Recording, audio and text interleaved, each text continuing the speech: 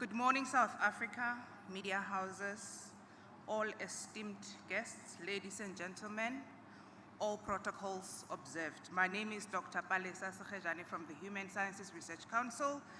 Today we are gathered here to present some of the research findings from the survey that we conducted with regards to the election satisfaction. Without waste of time, let me introduce my colleagues, Prof. Nania Bola-Mola, who is the Divisional Executive leading the Developmental, Capable, and Ethical State Research Division. She will come over to the stage to introduce some of the remarks with regards to the study that was conducted, particularly on the facts that have been found from that research survey. That will be followed by my colleague, Dr. Ben Roberts, who is a research director in the Developmental, Capable, and Ethical State Research Division, and currently providing a strategic lead on the research. Ladies and gentlemen, Hsrc is known for big surveys that inform policy direction in the country. One of those is the Election Satisfaction Survey, ESS in short, which provides scientifically sound evidence on how voters felt about participating in the elections. Therefore, today we present on the voice of the voters. So I will ask you, Prof. Nania, to come and give the few remarks with regards to the study. Thank you.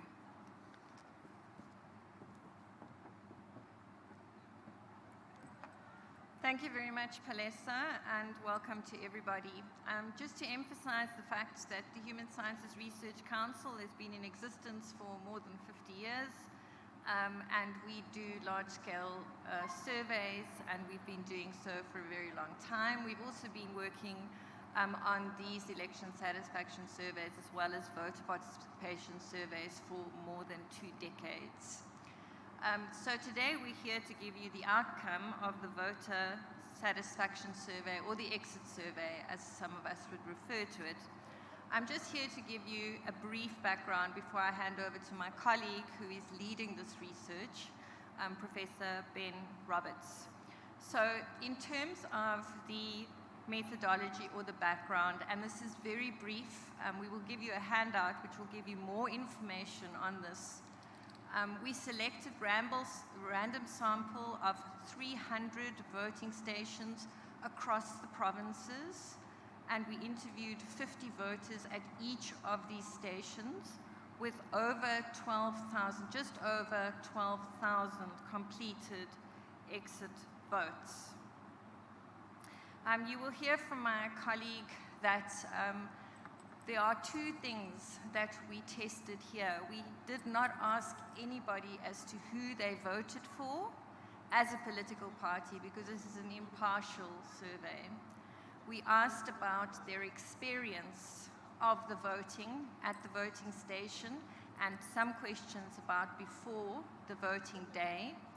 And we also asked them whether they believe that this election was free and fair. And probably the most important outcome here was that 95% of South Africans who voted believed that the elections were free and fair. This is about the voices of the voters. It is not about the voices of the people who did not vote. And I will address that once Ben has given you the high-level findings. Thank you very much.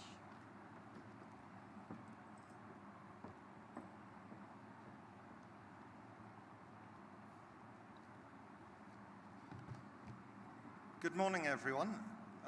I'm going to give you a very broad overview of certain aspects of the election satisfaction survey results, speaking fundamentally, as Nania has indicated, to the voices of voters on the 1st of November.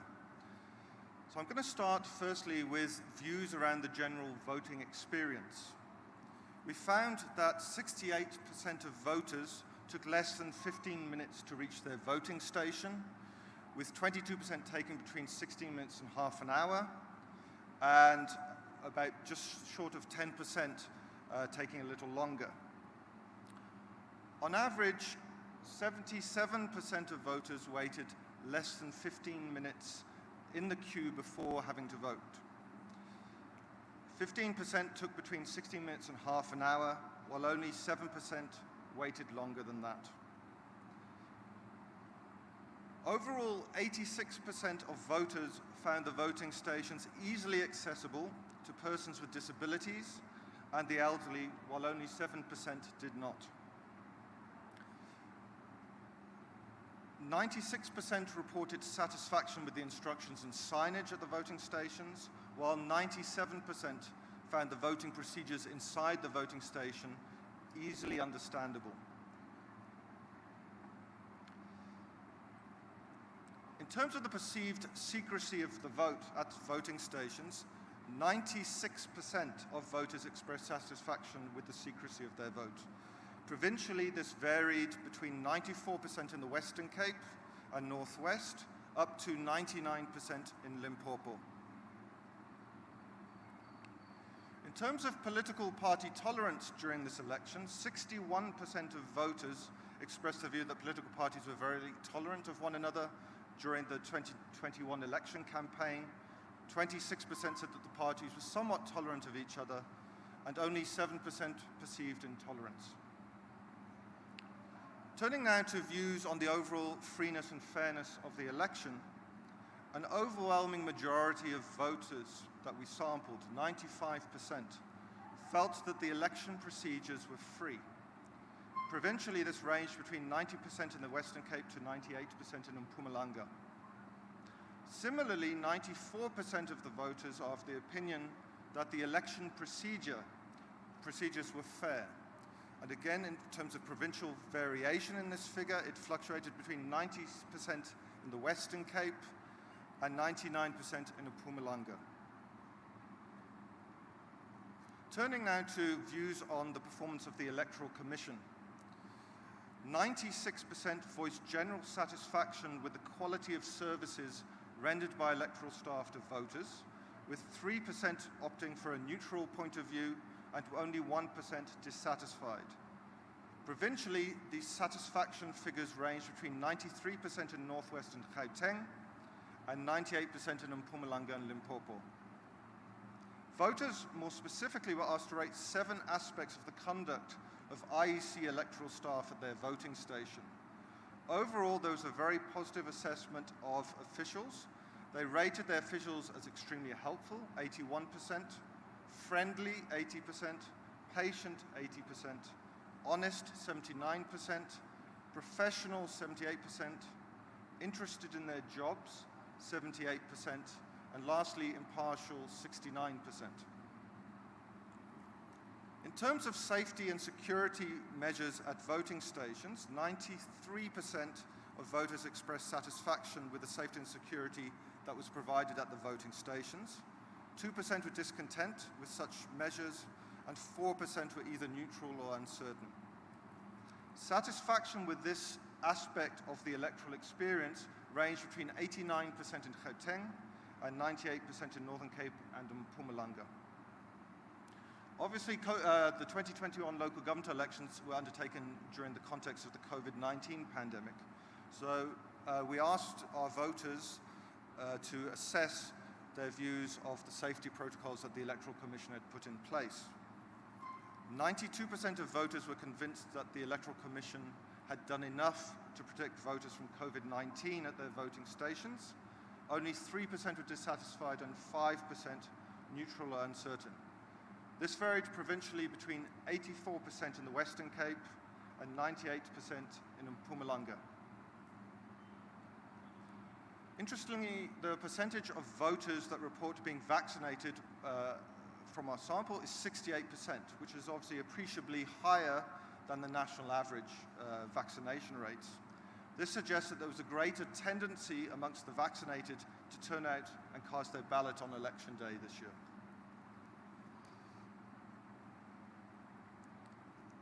In terms of confidence with the vote counting process, 84% of voters were completely or very confident that their vote would be accurately counted. It was 52% completely confident, 32% very confident.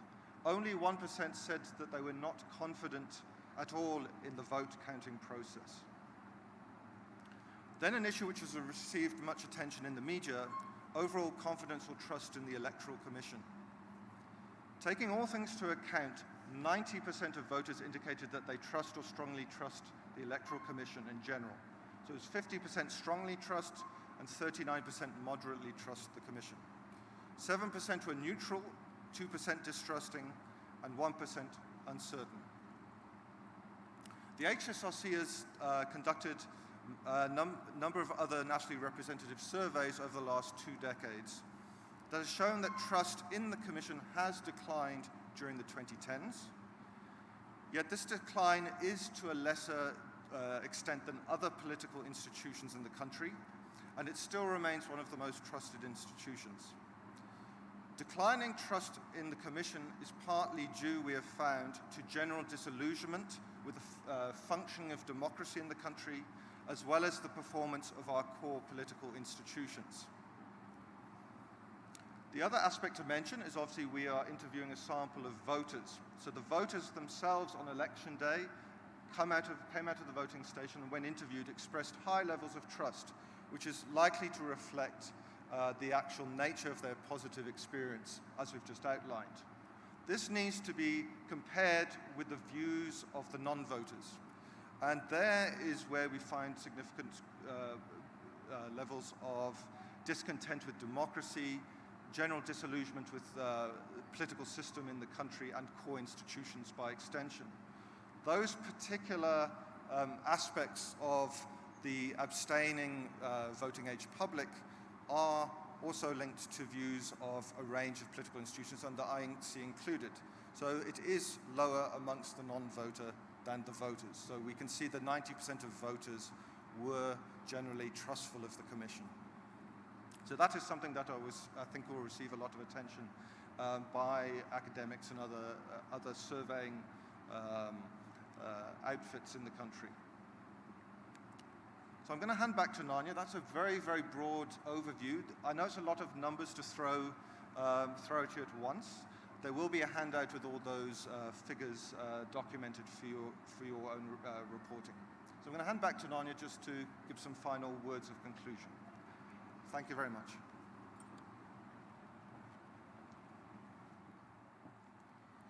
Thank you very much, Ben. So now you've heard the voices of the voters, not the voices of myself or Ben or Palesa necessarily, but the voices of those people who gave us their lived-in experience view of what it was like to vote in LG 2021. So Ben has mentioned that we had a low turnout. That is recognized. Some of our other research is pointing to a very disturbing decline in trust in democracy in South Africa. And of course, democracy isn't only about voting, it's about public participation. But this is a reality, and this could be one of the reasons why we had a relatively low turnout. Another issue is, of course, COVID.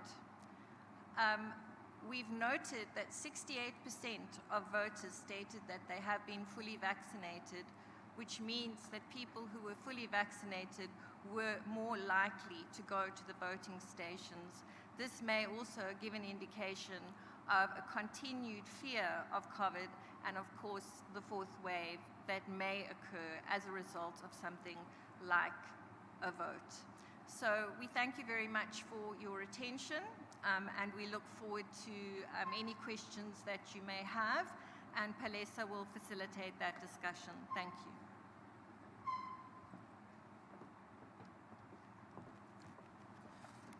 Thank you very much, Nanya.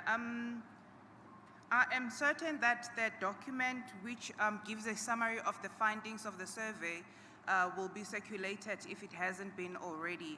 But I would like to welcome a few questions from the floor, and I'm kindly asking that they be short because I do not think we have much of time left. And yes, we may start. I have noted your hand, and well, if there isn't, it's in the front. I don't know who's the roving mic. Okay. So I've noted the hand on my right. So you may go ahead, ma'am, followed by the lady at the back. Thank you so much. My name is Teto Mahlakwana. I'm with Eyewitness News. My first question is around the sample determination. So you mentioned that you interviewed the group of people that you did. Can you give us the regional demographics so that we get a feel of where exactly these views are coming from? And my second question is around the determination of the reasons for the voter turnout. We have seen, obviously, the voter turnout decline, with the exception being in 1999 when it spiked. But what is it about this lack of trust in democracy that is so succinct at this particular point that you then make the conclusion that it's one of the leading reasons for that? Thank you. Thank you very much. There, slide. Right there. You are fine? Okay. Okay, thank you. Nania, whilst we wait for other hands, do you mind responding to that?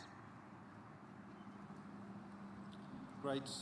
Thank you for those questions. So the demographics, and I can talk to you a bit later afterwards, is representative of the voting public in provinces and a range of demographics. We also included interviewing, and I think this is something that needs to be emphasized, at certain time points throughout the day. So it's not all done in the morning or midday or late afternoon. We make sure it's stretched across the full voting day, so it captures that. But in terms of the actual sampling methodology, it's designed to be representative of the registered population at different voting stations and provincially. So we can go into more detail about that afterwards. But I think really the second question about the reasons for turnout, and I think that's crucial. We did ask questions in the survey and even our pre-election surveying that we did about this issue. Firstly, just to say one of the biggest reasons for planned abstention is not about operational issues. It's not about the IEC and what it's going to do at the voting stations. It's fundamentally, and it's about just shy of 80%, refer to aspects of disillusionment as the primary motivator for not wanting to turn out. The second aspect is we did ask some basic questions in the survey about some of the main factors that led to voters that we interviewed turning out. Issues around sense of civic duty is still quite strong amongst the South African public. Issues also of a sense of my vote makes a difference, also quite strongly present amongst the public.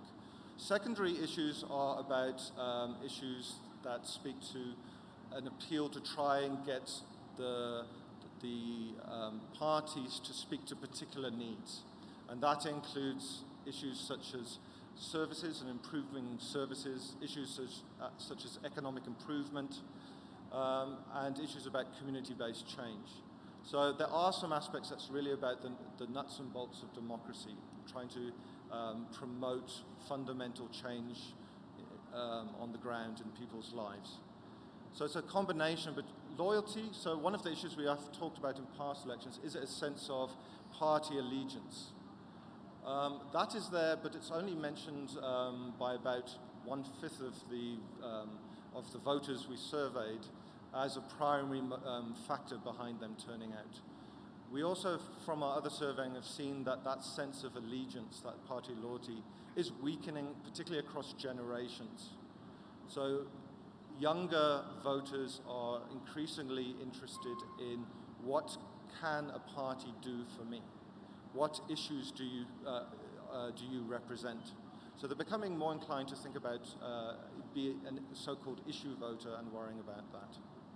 So, thank you.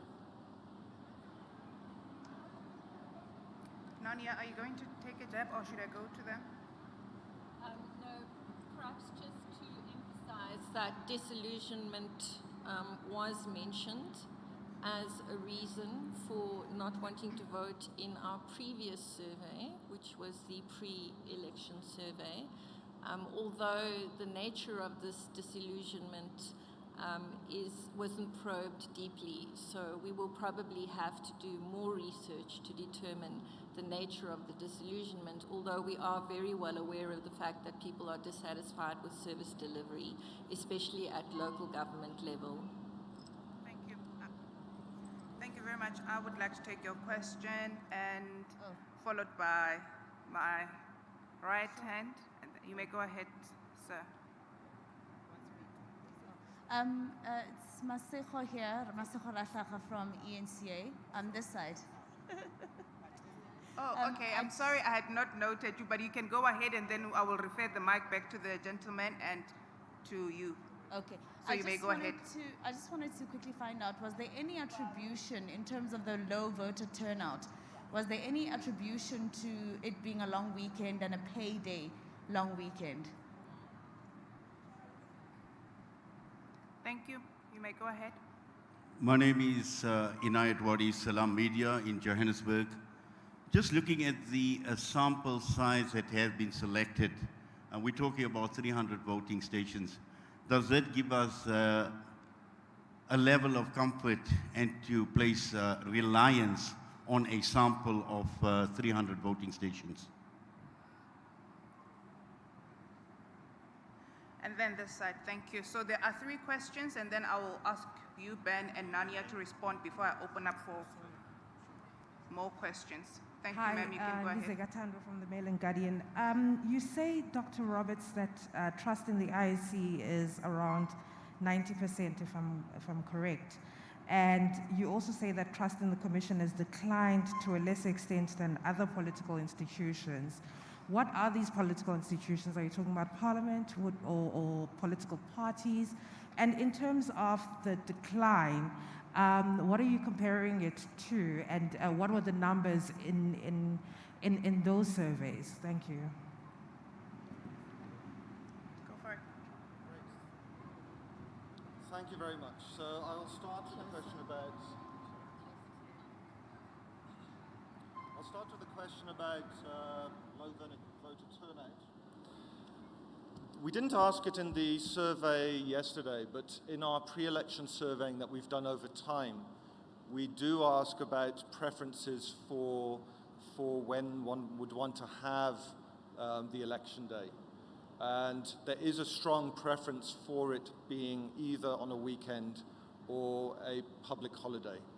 So those are very strong, consistent preferences over time that we've found. So there is a real preference for that. So that's all I can really say about that, that it is something that the public, the voting age public really does appeal to in terms of determining when to host the election day. On the sampling question, I just want to emphasize that this is an extremely large election day survey by international comparative standards. The sample through the sampling design is designed to represent the 23,000+ voting stations. So we are confident about that. The 12,000+ voters means that we have a very low margin of error on the kind of percentages which I reported on. So we are very confident that this is a fair reflection of the voices of the voters countrywide. And the findings are broadly comparable to what we've found over successive election surveys that we've conducted over the better part of 2 decades. Turning to the Mail and Guardian's question, the trust figures, we look at quite a range of different institutions, both political and social. The ones that I was particularly referring to was comparison to the different spheres of government, so national, provincial, local, as well as Parliament and political parties and politicians. So we've seen a real collapse in confidence in the spheres of government over time, but particularly the executive and the legislature. So both national government and Parliament, we've seen very dramatic decline in confidence during the 2010s, but the actual start of the decline began in around about the mid-2000s.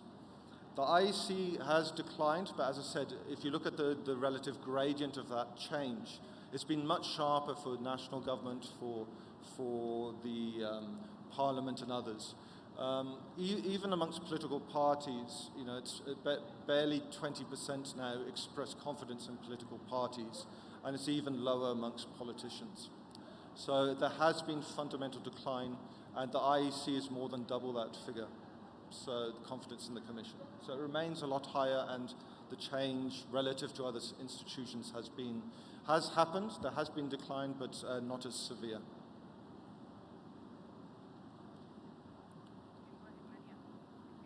No, I a little bit of a naughty statement is to emphasize what Ben has just said about trust in political parties and politicians being under 20%. That might be one of the reasons for disillusionment in general. Thank you very much. Thank you very much, Nadia and Ben. I suppose I'm taking the last round of questions. So if you have any burning question, this is your moment. So I'll take a question from the front and gentleman at the back. And is there any question from? So I suppose we have 2 questions and those will be the last round. Thank you. My name is Rory Sang. I'm from the Citizen newspaper.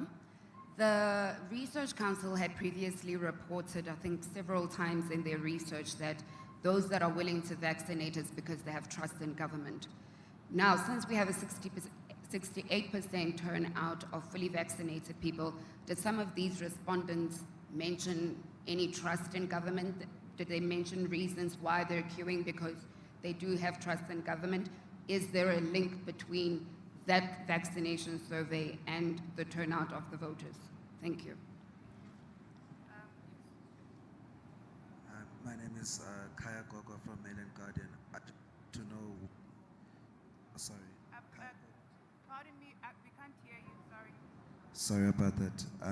Kaya Gogo from Mail and Guardian.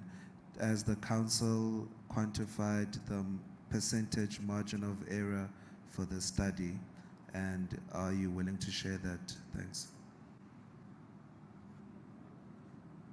Those are the only 2 questions we can go through. Thank you very much. Thank you very much.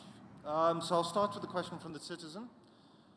The work that we've done collaboratively with the University of Johannesburg Centre for Social Change has looked at issues about willingness to vaccinate during the course of the pandemic. And you're correct, it did show that trust in government and trust in our leadership does have a very strong influence on that willingness to vaccinate. In the context of the survey yesterday, we didn't directly test that. The one thing I will say is we did research in July around COVID-19 and elections.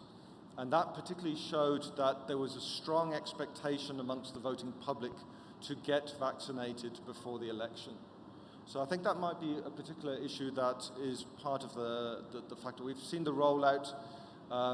It started well, but it has tapered off the vaccination rates. And I think what we're seeing is that the expectation of having been vaccinated hasn't been fully realized in time for the election, and that might partly explain why we are seeing a greater proportional share of our voters reporting that they have been vaccinated. Oh, sorry, and then to the Mail and Guardian's question, yes, we're happy to share with the margin of error. It is, because of the large sample size, 12,000, it is really small, smaller than the average sort of national sample of a few thousand. So I'm happy to share that with you after this, this briefing. Yeah. You're good. Okay. Thank you very much, Nania and Ben. So this concludes our media briefing. So I would urge those of us who are in attendance that we go through the document that was shared that captures the summary of the study. However, for further details on the study, you can also contact Professor Nania Bolamula and Ben. Their details are listed at the back of the document. And for any other media-related queries, Mr. Adziliwine Matandani will be available to guide us on that. On behalf of the Human Sciences Research Council, I would like to thank you very much, and thank you very much to the IEC and the media present today. Have a good day. Thank you.